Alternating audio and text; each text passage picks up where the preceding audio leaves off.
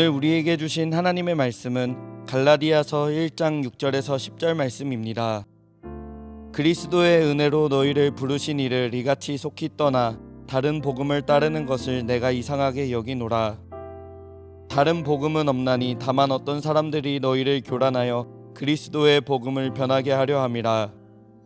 그러나 우리는 혹은 하늘로부터 온 천사라도 우리가 너희에게 전한 복음 외에 다른 복음을 전하면 저주를 받을지어다. 우리가 전에 말하였거니와 내가 지금 다시 말하노니 만일 누구든지 너희가 받은 것 외에 다른 복음을 전하면 저주를 받을지어다. 이제 내가 사람들에게 좋게 하랴 하나님께 좋게 하랴 사람들에게 기쁨을 구하랴 내가 지금까지 사람들의 기쁨을 구하였다면 그리스도의 종이 아니니라. 오늘 이 말씀에 많은 은혜 받으시기 바랍니다.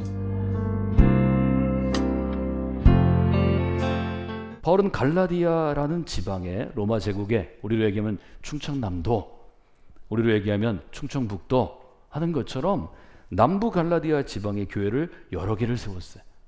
그래서 우리가 갈라디아서 1장을 쭉 읽어보면 교회가 한 개가 아니라는 걸 금방 알 수 있죠. 2절이 그렇게 되어 있잖아요. 함께 있는 모든 형제와 더불어 갈라디아의 여러 교회들에게. 그래서 고린도 전서나 데살로니가 전서나 아니면 에베소서나 빌립보서와는 달리 하나의 교회가 아니고 그 지역 행정구역 가운데 있는 몇 개의 교회에 편지를 썼다는 거죠. 편지를 써서 이 편지를 통해서 뭔가를 얘기하기를 원해. 뭘 얘기하기를 원하느냐? 바울이 그토록 애를 써서 교회를 세워내는데 바울이 이 교회에 떠난 다음에, 교회를 개척하고 떠난 다음에 다른 목회자들, 다른 순회 목회자들 혹은 성경 교사들이 들어왔는데 바울이 가르친 것과는 다른 것을 가르치기 시작했어요. 그래서 뭐라고 표현하냐면 6절, 7절 그 이하에 보면 다른 복음이라고 표현해. 이것은 바울이 가르쳤던 바울의 복음이 아니고 그와는 다른 복음을 얘기했다는 거죠. 만약에 갈라디아 교인들이 stick to the text, 바울이 전했던 그 순전한 복음, 바울이 전했던 그 순수한 복음을 붙잡았다라면 갈라디아서가 이렇게 쓰여지지 않았을 것입니다. 갈라디아서는 바울의 서신 중에 서신을 쓴 사람의 마음이 제일 분노한 상태입니다. 교인들을 향해 화가 나가 있어요. 교회를 향해 화가 나 있어요. 여러분, 바울과 같은 탁월한 그리스도인이 바울처럼 자기의 삶을 기초로 해서 자기의 삶을 태워서 교회를 세우고 한 사람의 교인을 세웠던 목회자가 어떻게 교인들을 향해서 분노하나요? 분노하지 않죠. 바울은 자기의 손이 필요하면 손가락을 잘라서 줬을 거고 자기 눈이 필요하면 눈을 빼어서 줄 사람인데 교인들을 향해서 화를 낼 필요가 어디 있나요? 그러나 갈라디아서에 보면 바울이 얼마나 화난 상태인지 분노한 상태인지 금방 알 수 있습니다. 그만큼 갈라디아 교인들에게 어려움이 있다는 거죠. 만약에 갈라디아 교인들이 stick to the text, 바울이 전했던 그 복음을 꽉 붙잡고 피가 나도록 놓지 않았다면 이런 일은 일어나지 않았을 것입니다. 갈라디아서를 보면 첫 번째로 보는 것, 바울의 서신의 특징을 성서대교제에 강의할 때 서신은 틀이 있어요. 반드시 로마 시대에 썼던 서신들은 인사말이 있습니다. 이 인사말은 상당히 의례적인 거예요. 그러니까 바울은 늘 얘기하죠. 여러분을 위해서 그리스도의 사도로 부르심을 받은 나 바울은 여러분과 여러분의 가족과 여러분의 동역자와 주변 교회에 그리스도의 평화와 그리스도의 은혜가 충만하기를 원합니다. 이게 바울의 근본적인 인사예요. 물론 조금 다른 건 있죠. 다르지만 나는 사도로 부르심을 받았습니다. 나는 여러분을 위해서 살고 있습니다. 나는 여러분에게 하늘의 은혜와 평강과 사랑이 넘치기를 원합니다. 이것이 바울의 인사말입니다. 그 다음에 본론이 등장하죠. 갈라디아서를 왜 썼나요? 갈라디아서를 쓴 이유에 대해서 아주 분명히 얘기합니다. 6절에 갈라디아서가 인사말이 끝나고 시작되는 첫 번째 본론에 바울은 이렇게 얘기합니다. 나는 놀랄 수밖에 없습니다. 6절에 이렇게 되어 있죠. 그리스도의 은혜로 너희를 부르신 이를 이같이 속히 떠나 다른 복음 따르는 것을 내가 이상하게 여기노라. 이것은 이제 우리나라의 일종의 굉장히 고어체 비슷하게 쓴, 거룩하게 쓴 체죠. 이때 쓰는 말이 헬라어가 뭐냐면 매일매일의 생활, 일상에서 흔히 볼 수 없는 특별한 일을 경험할 때 쓰는 표현입니다. 우리가 쓰는 말이 있죠. 놀라워라는 표현이죠. 크게 놀랐다는 것입니다. 그 바울은 뭘 보고 놀랐나요? 바울이 왜 이렇게 깜짝 놀랐나요? 깜짝 놀란 이유에 대해서 6절은 그렇게 얘기하죠. 이같이 속히 떠나 다른 복음을 따라가는 것을 보고 깜짝 놀랍니다. 바울이 교회를 세운 지 얼마 안 되는데, 바울이 갈라디아의 교회를 세우고 떠난 지 얼마 안 되는데, 떠난 지 얼마나 됐다고? 바울이 가르쳤던 복음, 즉 진짜를 버리고 다른 복음, 가짜를 쉽게 받아들이는 뿐만이 아니라 따라가는 것을 보고 크게 놀라게 됩니다. 쉽게 얘기하면 갈라디아 교회는 가짜 복음이 진짜 복음을 몰아냈다는 것입니다.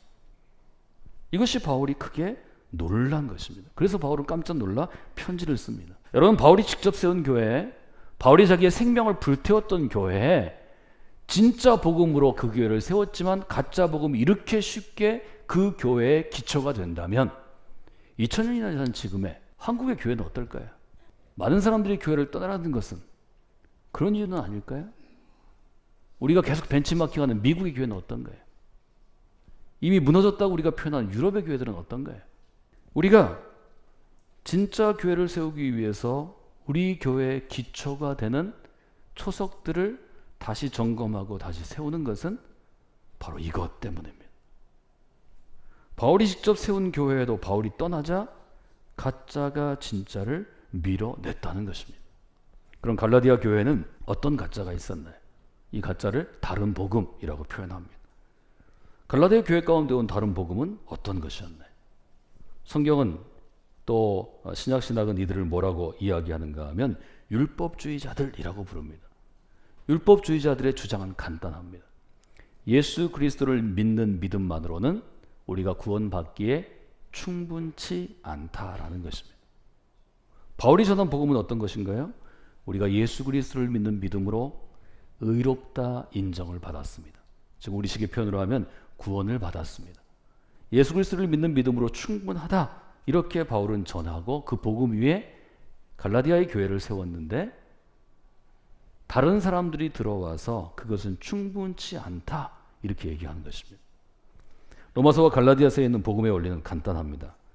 우리가 의롭다고 인정받을 수 있는 길은 율법 위에 있지 않고 믿음 안에 있습니다. 이것이 로마서와 갈라디아서의 핵심이고 이것이 바울이 전한 복음입니다. 그런데 갈라디아서 5장 1절로부터 그 이후에 보면 다른 복음은 어떤 것인가 하면 믿음도 중요하지만 믿음 플러스 율법을 지키고 할례를 받아야 구원을 받습니다. 그래서 우리가 이들을 율법주의자 혹은 유대주의자라고 부릅니다. 이것은 우리식으로 풀면 어떤 것인가요? 유대교라는 종교적인 의식과 종교적인 규칙과 종교적인 행위를 통해서 구원받는다는 이야기입니다. 바울은 크게 화를 냅니다. 바울이 이렇게 화내는 것을 우리가 그렇게 쉽게 볼 수 있는 일이 아닙니다. 그래서 바울은 언제나 얘기한 것, 여러분 생각할 때 내가 감사합니다. 여러분 생각할 때 사랑의 마음이 넘칩니다. 여러분을 생각할 때 내가 정말 내 가까운 예수 그리스도를 보는 것과 같은 기쁨이 있습니다. 이런 이야기들을 전혀 쓰지 않습니다. 그리고 나아가서 이렇게 얘기합니다. 7절에 보시면 이렇게 되어 있죠. 다른 복음은 없나니 어떤 사람들이 너희를 혼란시키려고 교란시키려고 그리스도의 복음을 변하게 한 것이라. 8절에 가면 바울은 아주 무섭게 얘기합니다.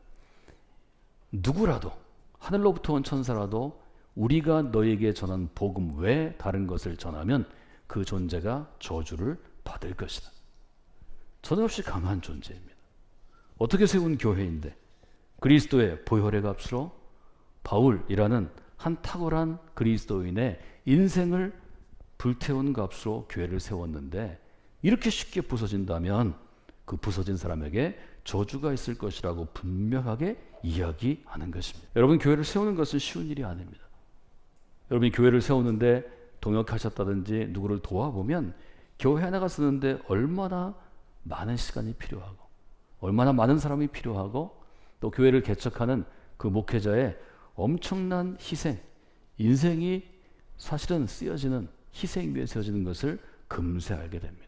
그러나 바울이 세운 교회라도 무너지는 것은 순간이라는 것입니다. 우리 기도할 때 그렇게 기도하셔야 돼요. 바울이 갈라디아 교회를 세울 때 세웠던 그 순전한 복음 위에 우리 교회가 세워지기를 원합니다. 그리고 여러분도 여러분의 인생을, 그리스도인으로서 여러분의 인생을 그 순전한 복음 위에 섰는가를 점검하셔야 합니다. 그 순전한 복음 외에 어떤 종교적인 규칙이나 종교적인 의식이나 인간의 선행을 강조하는 것은 큰 문제를 가져옵니다. 바울이 강조하는 순전한 복음의 첫 번째 특징은 무엇입니까? 그것은 이 복음은 은혜로 주어졌다는 것입니다. 이것이 아주 중요합니다. 여러분, 은혜는 어떤 뜻인가요? 은혜는 내가 이 선물을 받을 자격이 없음에도 불구하고 자격 없는 나한테 주시는 것입니다. 내가 이 선물을 받을 만한 어떤 조건을 충족시키지 않았는데 나한테 주시는 것입니다. 그래서 우리는 하나님의 은혜를 뭐라고 부르냐면 조건 없는 은혜라고 표현하죠. 사랑과 은혜를 같은 단어를 많이 쓰기 때문에 조건 없는 사랑으로 표현하기도 합니다. 이것이 하나님의 은혜입니다. 6절에 보면 이렇게 돼 있죠. 그리스도의 은혜로 너희를 부르신 이를 은혜로 부르셨다는 것입니다.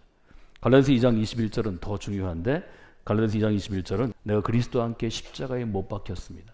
이제는 내가 사는 것이 아니고 내 안에 그리스도께서 사시는 것입니다.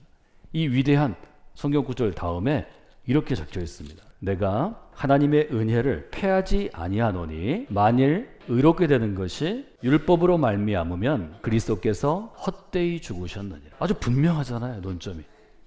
우리의 구원, 하나님께서 우리를 하나님의 자녀로 혹은 의로운 사람이라고 인정해 주시는 것은 그리스도의 죽음으로 인한 것이고, 우리는 그 십자가의 복음을 믿음으로 하나님의 자녀가 되었다고 고백하는 것입니다. 이 점이 아주 중요합니다. 세상이 평가하는 유능한 사람이 돼도 은혜를 깨달은 그리스도인이 되라는 것입니다. 아무리 유능한 사람이 돼도 그리스도의 은혜를 깨닫지 못하고 내 잘난 맛으로 살아가는 사람은 결국은 자기는 정직하고 헌신적이고 희생적으로 교회를 섬겼다고 스스로 자평할 수 있으나 주님 보시기에, 교회 역사가 평가하기에 교회를 세우는 자가 아니라 교회를 파괴하는 자가 될 가능성이 더 많기 때문입니다. 여러분, 이것은 간단한 얘기가 아닙니다. 왜 우리가 순전한 복음 위에 서야 합니까? 그것은 진짜 되기 위해서입니다. 진짜 교회를 세우기 위함이고 진짜 그리스도인을 세우기 위함입니다. 여러분, 순전한 복음 위에 서야 그 복음 안에 하나님의 은혜를 체험하는 사람이 됩니다. 하나님의 은혜를 체험하는 공동체가 되는 것입니다. 그래서 저는 여러분에게 우리 교회가 바로 그 순수하고 순전한 복음 위에 서 있어야 한다고 여러분에게 간절하게 도전하는 것입니다. 여러분, 우리 교회가 순수한 복음에 서 있는가 늘 물어봐야 합니다. 순수한 복음을 선포하고 가르치고 전하고 있는가 늘 물어봐야 합니다. 돌이켜보면 한 사람이 크게 성공해서 인정할수록 예수님이 시험 받으신 것처럼 돌로 떡이 되게 하고 많은 사람이 그에게 경배하고 성전 꼭대기에서 뛰어내려 다른 사람들이 박수칠 때 그 사람이 순전한 복음이 다른 복음으로 변질되는 경우가 대다수입니다. 순전한 복음 위에 설 때 그때 그 복음 안에 진정한 하나님의 은혜를 맛볼 수 있습니다. 그 은혜의 결과는 어떤 것일까요? 순수한 복음이 하나님의 은혜의 복음이 되고 그 은혜의 복음은 어떤 결과를 우리에게 줄까요? 그것은 자유의 복음입니다. 갈라디아서 5장 1절은 아주 분명하게 표현합니다.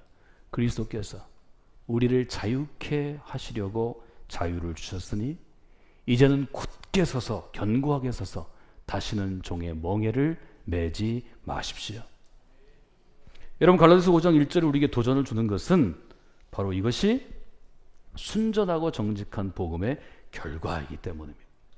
저는 갈라디아서 전체를 이렇게 여러분께 성서대학에서 요약해 드렸습니다. 여러분이 5개의 문장을 기억하시면 여러분이 복음의 핵심, 복음의 원리를 이해하고 적용하는데 아주 중요한 표준이 될 것입니다. 율법이 우리를 구원하는 것이 아니라 믿음이 우리를 구원합니다. 믿는 사람은 복음 안에서 자유를 얻습니다. 이 자유를 육체의 욕심을 위하여 사용하지 말아야 합니다. 이 자유는 성령의 인도하심을 따라 사용해야 합니다. 이 자유를 다른 사람의 종이 되는데 사용하십시오. 여러분, 갈라디아서를 요약하면 이런 핵심적인 내용으로 요약할 수 있습니다. 순전한 복음 위에 설 때 하나님의 진정한 은혜의 사람이 됩니다. 하나님의 진정한 은혜 가운데 있을 때 그 은혜가 우리에게 자유를 선물로 줍니다. 근데 그 자유는 내가 잘 되고 내가 원하는 것을 빨리 갖고 내가 원하는 것을 성취하게 주시는 것이 아닙니다. 그 자유는 다른 사람에게 종이 되도록 내게 주시는 하나님의 선물입니다. 사랑하는 여러분, 순수한 복음은 어떤 것입니까? 구원을 얻기 위해서 선한 행위를 하는 것이 아닙니다. 구원을 얻고 그 능력으로 사랑을 행하는 것입니다. 이 순서가 바뀌면 그것은 순전한 복음이 아닙니다. 우리가 고백하는 우리의 신앙에 대해서 우리는 분명하게 서야 합니다. 저는 우리 교회가 바울이 지금 갈라디아 교인에게 그토록 가르쳐 주기를 원하고 세우기를 원하고 지금도 다시 교정해서 순전한 복음으로 돌아오기를 원하는 그 복음 위에 세워지는 교회가 되기를 원합니다. 여러분 이를 위해 기도하셔야 합니다. 기도하면 성령의 인도하심과 능력이 우리 교회를 그렇게 세우실 것입니다. 여러분 자신의 인생도 그렇게 세우셔야 합니다. 여러분 자신의 인생을 위해서도 매일 이렇게 기도하지 아니하면 우리는 순전한 복음이 아니고 순수한 복음이 아니고 다른 복음을 따라갈 유혹에 매일 넘어지기 때문입니다. 이것이 갈라디아서가 저에게 경고하는 바입니다.